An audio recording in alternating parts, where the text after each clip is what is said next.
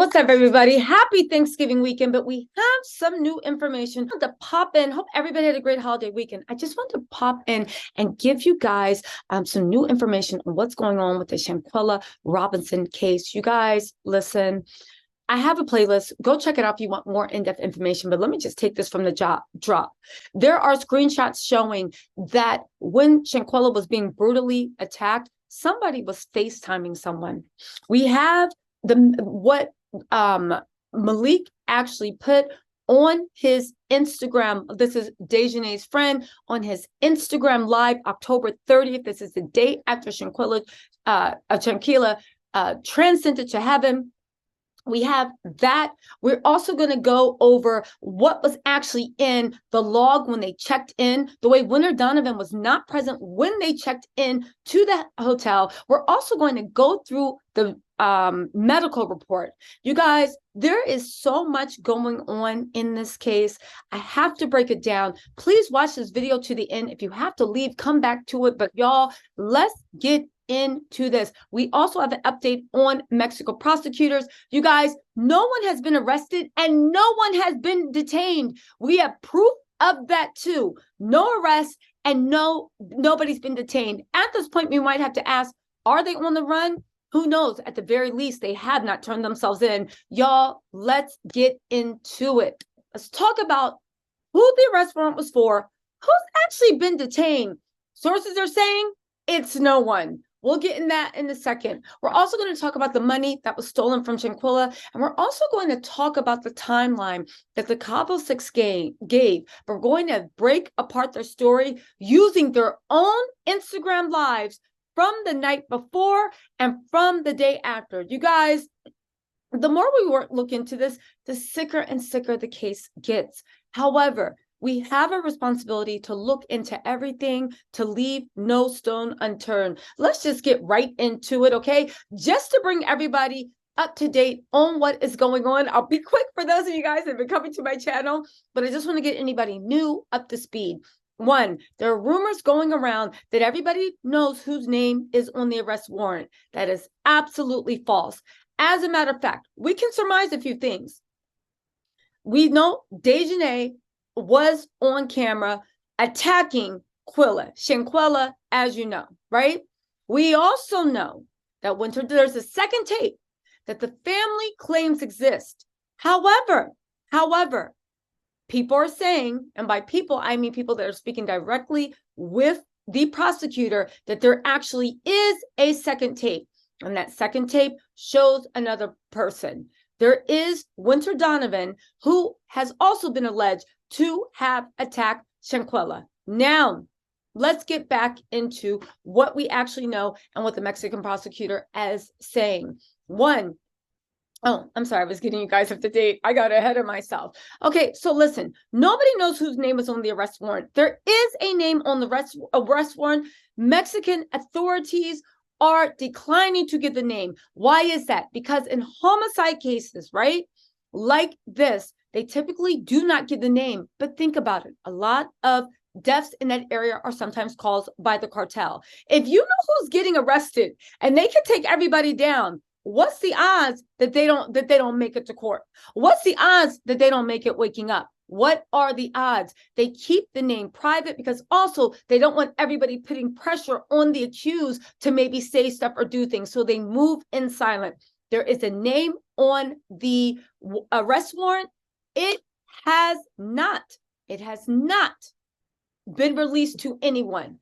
However, prosecutors and people with direct knowledge to the family are saying the family themselves have no knowledge of whose name is on that arrest warrant. Now we can guess from seeing the video. However, there were 3 women there, and the second video alleges that all 3 women are shown attacking Shanquella, right? Okay, so let's just get out the way. Again, I just want to repeat this, and this is directly from people with direct knowledge from the family, and also Daniel De La Rosa. He is the Attorney General for that area in Mexico, for the Cabo area. Again, he has said, and his office has said numerous times, An arrest warrant has been issued. They are declining to give any names at all. They're declining to give any names, and the family has not been made privy. Why? It's not the fact they don't trust the family. It's just the fact this is how their murder investigations go. And when they issue an arrest warrant, that's how things go. Next up, there's a suspect that has been detained. We are saying that, well, we are hearing that that is false. Where do we get this information from? As you know, the prosecutor issued an arrest warrant. They also contacted Interpol, which gave the red card, which is a red file, which is basically a warrant for the world. If you're anywhere in the world, they're going to find you, right? It is also the FBI is in the middle of extradition. As we know, they signed off for them to be extradited in Mexico and stand trial in Mexico. So the FBI is also looking for them too. However, there's a site called VineLink. VineLink is interesting. We can verify that there's nobody actually in custody. I don't know where that rumor started. It is not true. There is, well, as of this morning, right, on November 27th, things are changing all the time. It actually might change by later on tonight or tomorrow morning. But if you go into VineLink, all intelligence and police agencies, instead of going here, instead of going there, you can literally put people's names into VineLink to see if they've been detained. Now listen to this. An arrest warrant has been issued. The name has not been given public, but there is one on the arrest warrant. However, VineLink, if you go in and put anybody's name in, they will let you know, because it's a centralized database, they will let you know if that person has been detained. Now, will they tell you what the person has been detained for? It is unclear. However, if we were going into VineLink and we put in Winter's name, right, or Dejanay's name in, their full actual name, they will let you know if anybody by that name has been detained for that reason. So what do we know now? One, the family is not aware of who that arrest warrant is for. If you hear anybody saying, I'm with the family, I know whose name is on the warrant, that is not true. The family has not been officially notified. We know there are 3 girls in the room. We know that she was fighting. We know that it was 1 out of 3. Again, I don't know. The way this case is going, we might find out they all fought her. But you feel what I am saying. Okay, let's move on. Again, the family has no knowledge, not because they don't trust them, but just because this is just how things go. And you don't want to do anything that can jeopardize the conversation, right? I will say there are no suspects in custody as of now, but arrest warrants have been issued. We know that nobody has been detained because VineLink does not have any record of it, okay? VineLink does not have any record of it. Again, I know that there are some news agencies giving out conflicting information. This is directly from Daniel De La Rosa. He's the Attorney General for the Baja California Sur area, okay? You guys, I know that big news channels, you definitely have followers, but sometimes when you're getting information and sometimes when things are so muddled, you get a piece of information and it's important that you double check it 2, 3, 4 times and even check their source to see if it can be verified. Again, everybody is commenting on there. I just fear that sometimes things are being put out there that have no logical basis in reality. Now, let's move on. What else do we have going on? There was an issue about money being taken from Quilla. The family is unaware if money was taken from her. If money was taken from her, it's not that it didn't happen. They're just unaware if it actually happened and for if it did, what amount it might be. Also, and most importantly, the man claiming, doing all these interviews everywhere, right? Claiming to be Shanquella's boyfriend is not her boyfriend. It is her ex-boyfriend. He was not her boyfriend at the time of passing. However, Shanquella actually had a boyfriend at the time of passing. Her boyfriend is declining to give any and all interviews. Why? Because, of course, he is working with the family because he is not clout chasing like her ex-boyfriend that's doing all these interviews. That's my opinion. I think he's clout chasing. Her current boyfriend, that the one that she was with at her time of passing, has not spoken out, He does exist, but like the family, they want justice to be served. So he is declining not to give interviews. Moving on, but she did have a current boyfriend. But the one that we see, even the one that I thought was the current boyfriend, when I was like, how? And I remember there was a point in the interview when the guy asked him, that was the one that said, there's an arrest warrant that's been issued. And he was like, okay, well, if there's an arrest warrant, whose name on it? And he couldn't give any name. But first he said somebody was arrested. He was finding out on the news just like everyone else. And it appears that he was using this. I mean, I don't want to say clout chasing, but it seemed like it was clout chasing. Okay, is everybody up to speed on what is going on? All right, now let's look at the disturbing news and things that we just have not been able to actually wrap our minds around that really point to something very nefarious going on. And we're going to go off of what we actually know. The first thing that we know, everyone, that police report the Mexican authorities believe was fabricated. It is fiction.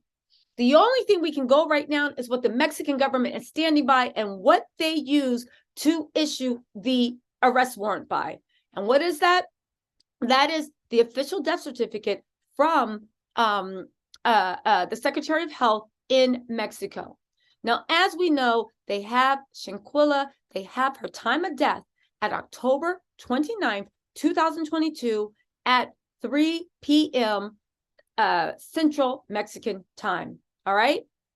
They have the cause of death, severe spinal cord injury and atlas luxation. They have the approximate time between injury and death, 15 minutes. Please just know a police report is not based on fact. A police report are just things that people at the scene tell the officers. As we know, and we reported this on this channel last week, Gerardo, that is the reporter from the Metropolis MX. He's the one that broke this story, broke the news of the police report, and the Mexican government thinking that the doctor, the two police officers on the scene, and also, and this is very important, the municipal authority in the California, let me just make sure I get this right, in the Baja California Sur area, they believe that they are lying. They believe that there is something nefarious going on, because when they got the death certificate, and in order to find out that she had all that injury to her spine, they had to do either an MRI, a CAT scan, or some type of magnetic imaging. When they did that, they said, and of course, with the autopsy, how they can tell when rigor mortis sets in, body temperature, things with internal organs, they were able to say she died at 3 p.m. and she died 15 minutes with that. So that means she died at approximately 2:45 p.m. 2:45 p.m. in Mexico.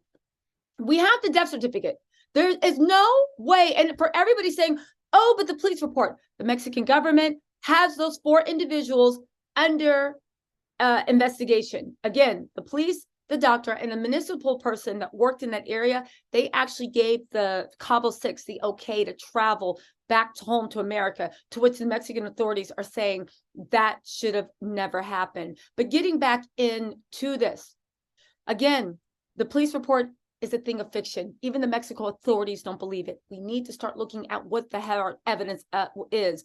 This document that was through scientific testing, okay, is the reason the arrest warrant for an unnamed individual, so on the arrest warrant, but they're keeping it secret, for an unnamed individual was put out. We should keep that in mind as we move forward, because right now, between the doctor that the Mexican government is saying is lying and the death certificate that the Mexican government is saying, the doctors and everybody on that scene have to be lying because that is scientifically impossible, physically impossible to happen, I will believe that, okay?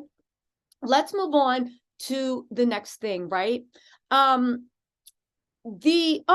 The register, right? There's a few other things that there was a registry, if you don't know, for Cabo villas. It was for Linda 32. That is the name of the villas. If anybody's never been onto the resort, I use resort and hotel. Hotel is a bunch of rooms. A resort is a bunch of little mini apartments but they're all together. They're all under one complex, right? It was the Cabo Villas, Linda 32, right? They checked in on 10/28. They were supposed to check out on October 31st, 2022. That was on a Monday. How do we know? We have the documentation. Interestingly enough, it looks like Khalil Cook filled out the form for everybody, because if you look at the names on there, they're all in the same handwriting. When you look at the signature, the cursive mimics the printed handwriting. We assume everybody else's signature is different. It looks like Khalil Cook was the one to fill this out. However, whoever filled out this document, it lets us know a few important things. One, Winter Donovan and Nasir Wiggins were not present. It appears to me that they were not present. How do we know that? Everybody's phone number is listed on this document. One person filled that document out because you can tell where it says printed, all the names look alike. And the signature, it looks like Khalil filled it out for everyone. But more importantly, Winter Donovan's phone number and Nasir Wiggins' phone number is missing. When Nasir was on Instagram Live, Nasir said that the reason why, right? He even cited this. We didn't see it, but he said that proved to everyone that he was not there when the fight happened. It says it proved to everyone that he was not there when the fight happened because his phone number wasn't there. Because if he had been there, he would have filled out his phone number. Interestingly enough, Winter Donovan's number isn't there too. Now tell me why. If you're standing there, you need to fill this out upon check-in. And if there are, let's just say Winter Donovan is there, you look and you see 7 people standing there, right? You see 8 names filled out and you see 6 phone numbers. Would not a front desk person say, and who's Winter Donovan? Is she here? You're here? What's your phone number? Who's Nasir? Is he here? Oh, he's not here? Okay, no problem. Fine. This is enough. Interestingly enough, Winter Donovan was not there when they checked in. Neither was Nasir. Now, Winter Donovan obviously had to take a later flight, or maybe she met them at the villa. I don't know, but she was not there upon check-in. It's an interesting fact. Does it mean anything right now? Not necessarily, but you know how it is when you're searching for evidence and you're building a case. Every little thing, no matter how small, no matter how insignificant, you file it away because in the future, it might lead you to that breakthrough that makes everything together. You think about life and you think about when something tragic or even something good happens.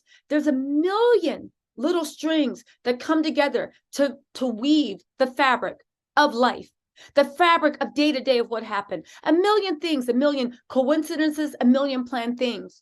However, when you find a loose string, no matter how insignificant, when you're trying to unravel a cover-up, if you pull on that loose string, it might just lead nothing. The string might come out, but you never know which loose string, which little piece of fact, not fiction, but which little piece of fact will be the thing that when you pull on it and investigate it, everything unravels. I find it very interesting. Again, I'm being honest with you when I talk about where my speculation is and what we actually know for fact, right? Let's move on. Okay.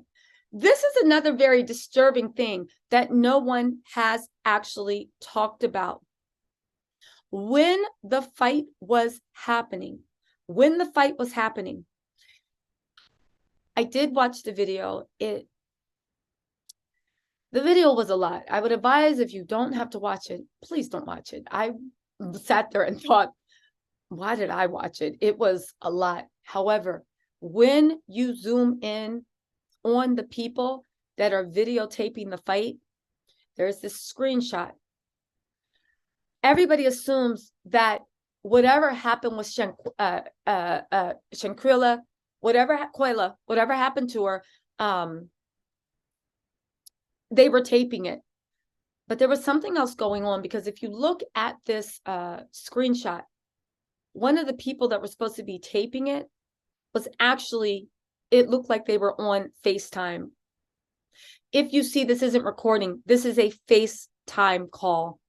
They were on FaceTime with someone, either showing the person on FaceTime, maybe talking on FaceTime, I don't know. But there was a FaceTime call and the camera was angled toward the fight when Shanquella was being brutally assaulted naked. What does that mean? They could have been on a FaceTime call. I don't know. These people are crazy in my mind. It's like when people are like, oh, well, how could they be on a FaceTime call while they're fighting? How can you be fighting someone that's naked, that's not fighting back? Like in my mind, they've lost all credibility. But we do know that there was a FaceTime call happening during the altercation. That phone was angled toward the fight. Now, whether or not they had the back camera on and they were privy to that is anybody's guess. But this is something that I believe that the prosecutors should look into. And I'm sure something that's already on the prosecutor's radar, according to people.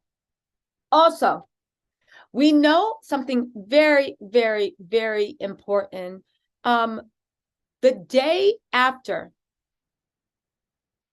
Shanquella lost her life, the day after Shanquella lost her life, Dejanay's birthday, that is a woman that we all know from the first tape. It's alleged there's two even now. The Mexico prosecutors are saying there are two tapes. We're not privy to what happened on the second tape. However, on October 30th, there was a birthday. If you guys don't know, there was birthday celebrations. Nasir said it was his birthday. Dejanay's birthday was on October 30th. This is the same day that the Cabo6 flew back. This is the same day. Right? That the Cabo6 flew back. This is at less than 24 hours after Shanquella lost her life. Less than 24 hours after. On October 30th, Malik Jews, if you don't know, Malik was one of the men. There was Khalil Cook and there was Malik in the room filming, or at the very most, or at the very least, watching Shanquella get brutally attacked. On October 30th, Malik shared this. I love you, best friend, for life. I got you 100% with a heart. No mention that forget about whether or not they were even copying the scene, Quella being brutally beaten. A woman lost her life. Somebody that you broke bread with. Somebody that you saw get 15 rounds, according to the lies. Let's just act like the lies that are being said are true. Someone you saw get 15 rounds, okay, of CPR. Somebody that got adrenaline. The police were there. The ambulance was there. It was a horrendous scene. The next day on your Instagram live, you put this odd, right? Posting a message, dedicating your love, right? To Dejanay. I love you, best friend, for life. I got you 100%. No mention of the death. No mention of what you've been through. No mention of sadness. No mention of remorse. To me, and this is just my opinion, it sounds like he's pledging undying loyalty, fealty. We all know what happened. Girl, don't worry about it. It was an accident. I got you for life. Don't worry about it. I got you. I got your back. I'm always going to have your back. I found that was very, very, very odd. Very odd. Again, the one thing I think prosecutors should be looking to is who this Dejanay girl is. Because how the hell did you get 6 people and got them on lock? Think about it. We can see that Malik, right? That's like her homie lover friend, like, right? He literally kissed the rings and said, girl, I got you. Khalil is covering up for this. Winter and Alyssa all covering up. Why? Y'all either all played a part in this, right? Or Dejanay got something on you. This is just my speculation, but let me stop speculating and get back onto this. Also, a weird but interesting fact also, which, remember those strings I said that we need to pull on? One, who's Dejanay? Who's her family? Why does she have such a hold on someone? I mean it. Is she a part of the J Prince family? And I'm not even being funny. Why is everybody sitting there? Like, second of all, there's a woman named, this is another little string we need to pull on. There's another woman named Anita Hyatt. She died the morning of 1 a.m. on October the 28th. Why is that important? Because there's another woman named Alyssa Hyatt, who's allegedly accused of taking part in the murking of Shanquella. How do we know that? Well, for a couple of reasons. One, I went to the actual morgue page. I went to the obituary section, and I went to listen, I dug and dug and dug. I actually found the obituary. She was a resident of Greensboro, Guilford County, North Carolina. This is Anita. Aside from Greensboro, she lived in other parts of North Carolina, including Jamestown and High Point. She was married. She had 3 sisters: Andrea Lorraine King Hyatt, Alyssa Michelle Hyatt, and Aaliyah Hyatt.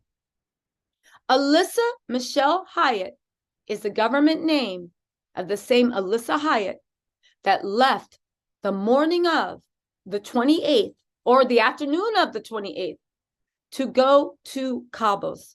Very strange behavior. Very, very, very strange behavior. Now, I just want to play devil's advocate and say, there's a chance that even though she was found dead the morning of the 28th at 1 a.m. in the morning, and this is October, of course, who knows when the family was notified? The family could have been notified on the 31st. Who knows when they actually found her? May she rest in peace. Who knows when the body was found? Who knows if Alyssa found out on the trip?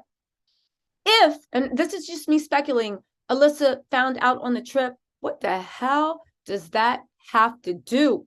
What the hell does that have to do with anything? Because what I saw in that room was cold-blooded. Also, we need to actually talk about that video. Nasir says that he came in the afternoon, and whatever happened to Shanquella happened the night before.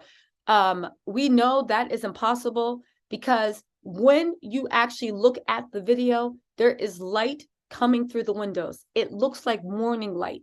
It looks like morning light. At the very least, it's daylight. If they arrived, right?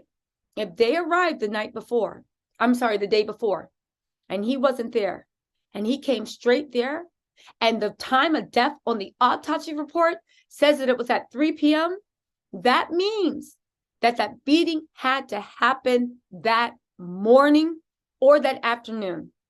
Now, here's the thing. If it happened that morning, right?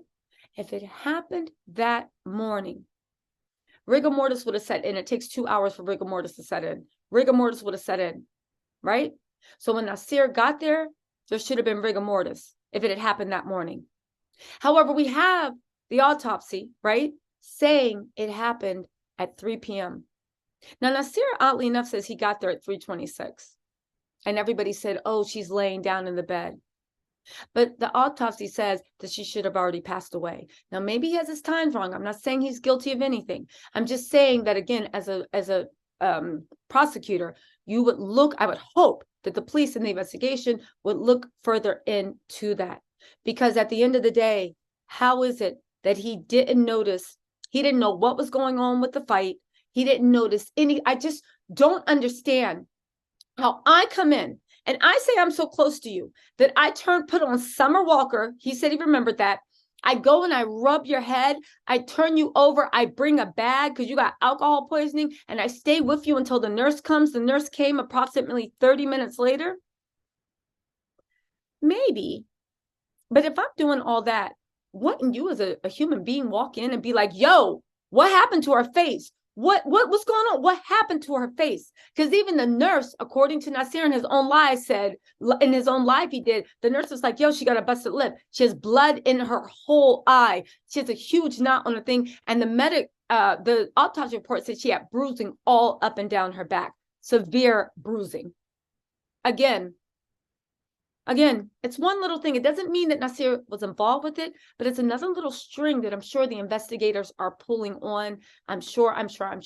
Last but not least, and this is the most disturbing thing, the video of the night before when the chefs were cooking.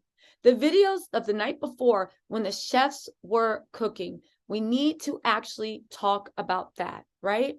When the chefs were cooking.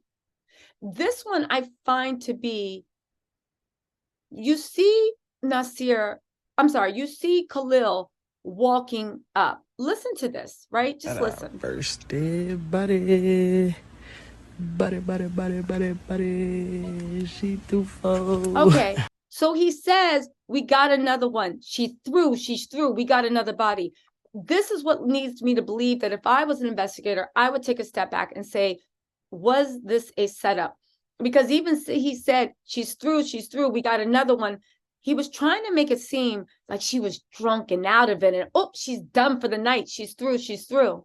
However, there is also on Shanquella's live that same night, after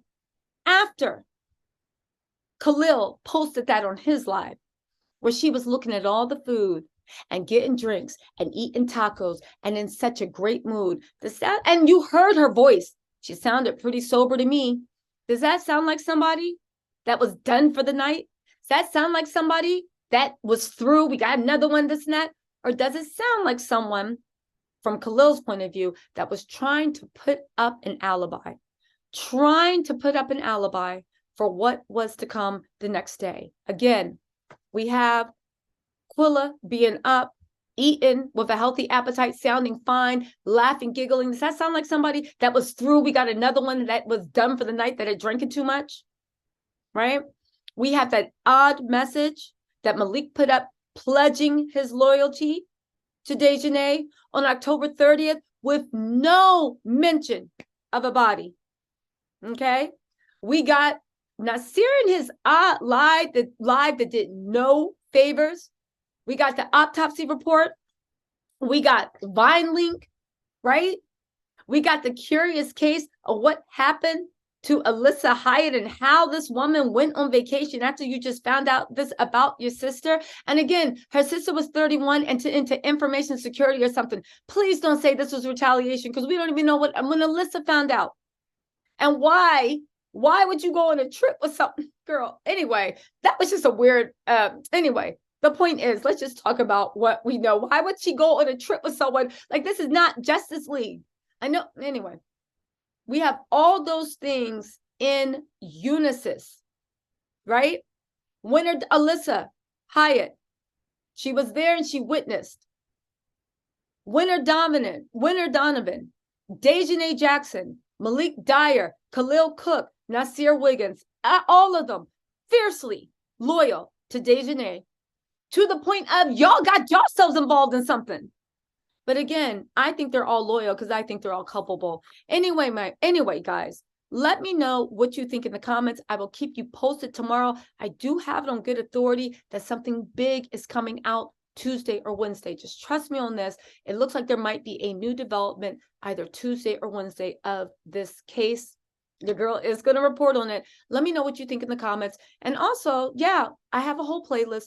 Please go check it out. It explains a lot of things in more detail, including the Mexico law, what can happen, how the extradition process is going to work. And also we have with medics, CPR, all that stuff. All right, you guys, please stay safe. Love the ones you're with and just be kind to each other. Talk to you guys later. Bye.